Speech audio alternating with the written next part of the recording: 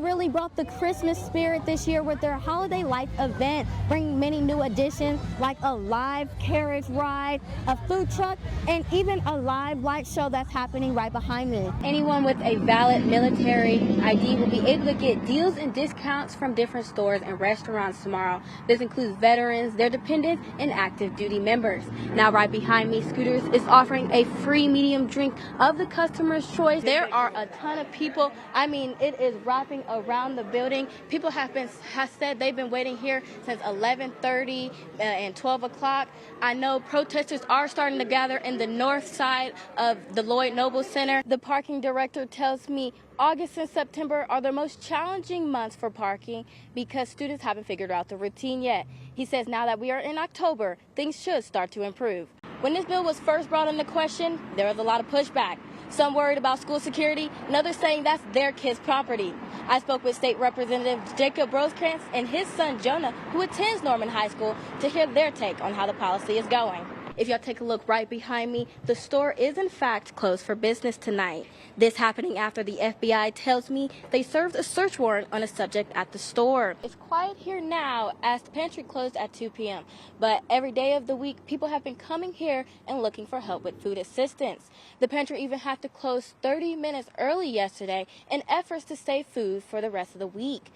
For more details on National Night Out or other upcoming Norman events, you can visit the City of Norman website. Not every student has the ability to go home for Thanksgiving break, but one campus organization is helping students feel welcome at their campus home. Now you're taking a live look at where the Holiday Lights event will be happening on the South Oval. Now I remember they had this in Byrd Park, so I think it's just really incredible that they're moving it to the South Oval to give that community that bigger experience. People right here in Norman are being impacted by this hurricane. I sat down and spoke with a student who lived in Jamaica and has family right in Melissa's path.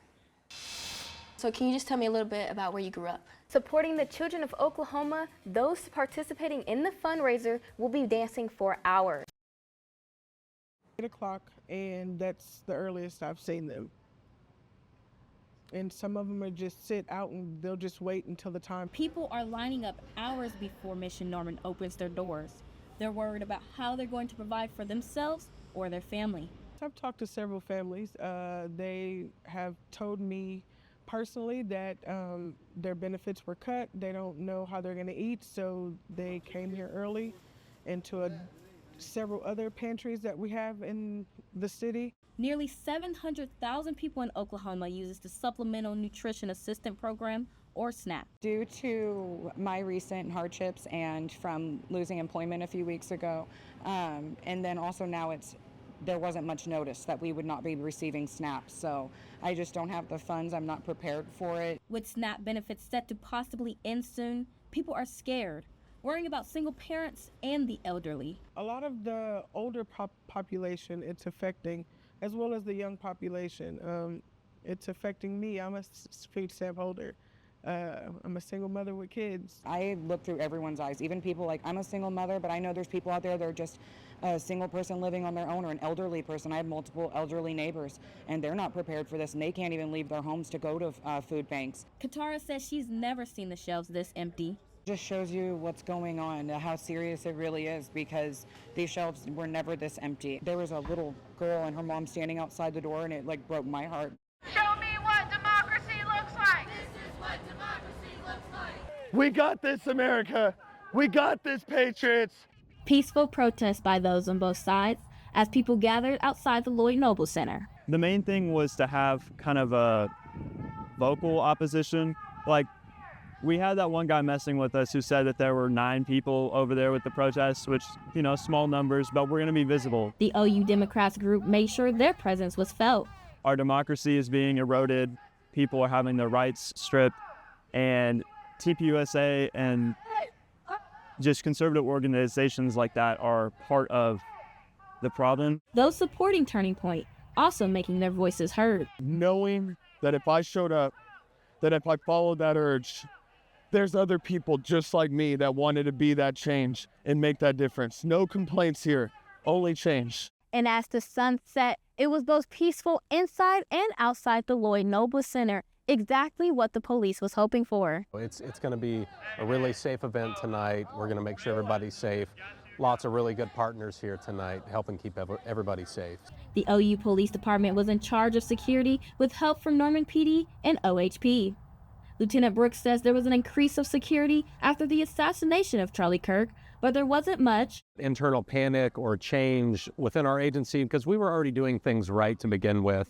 And that's not to say that the agencies up there weren't, but we're kind of pros at this by now, doing OU football. We're always innovating on security. Despite security concerns, the event ended without any issues. Reporting for OU Nightly, I'm Julia Roberts. From practices to the day of the performance, each organization brought their own inspiration and story to the stage. We wanted show and tell to be more dancey, so that did play into why we picked Compton, because you could be a lot more dancey with it, and sort of like we divided it by like different members like made different dances. Atlanta has a lot of Black culture in it, and so we get to showcase that with our dancing, which I think is super important. With their performances, they hope the OU community sees whenever we have speaking parts, our personality comes through. So it's almost in a sense of you're not just seeing our organization, but you're also seeing us as you're watching the performance. Students who attended the event were excited. The talent and like the org showing off like, you know, their letters and their slides, things they do, like also just like something that like engages the audience. But what they also hope the community can learn from this event is that it shows that everyone can come to any Black event. It does, just because it's at BSA, it doesn't mean it's just Black people. Look around, there's like a lot of non-Black people here, so we're very welcome and open community. Uplift, a lot of energy, because I like a loud room with a lot of art people, and it just makes the vibe a whole lot better. And for the winners, it was about having energy, staying focused, and finishing with the purpose.